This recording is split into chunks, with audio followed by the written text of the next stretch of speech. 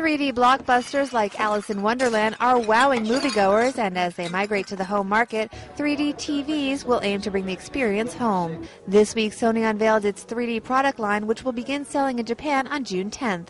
But rivals Samsung and Panasonic began selling 3D TVs this week in the U.S., and consumers at this Best Buy in New York City like what they see. It's great. It's actually, I would say it's almost a little bit better than what I saw in the theater. The experience is wild. So far, it's very impressive.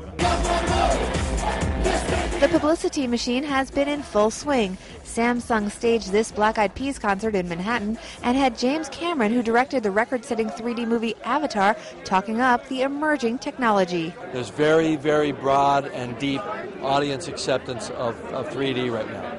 Now, it's ours as an industry to screw up if we start putting out bad 3D.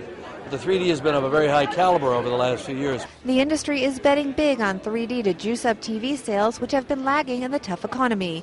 Prices are comparable to the top-level HD TVs, but are expected to come down in the next couple of years. Many customers will have to pay for 3D glasses. Sets come with only one or two, and extras can cost around $150. CNET's Dave Carnoy expects some resistance. I definitely think that those added costs are going to be a drawback and probably prevent people from buying. And also they have to buy a new Blu-ray player that is 3D compatible. They're going to have to wait for TV stations to broadcast in their 3D content.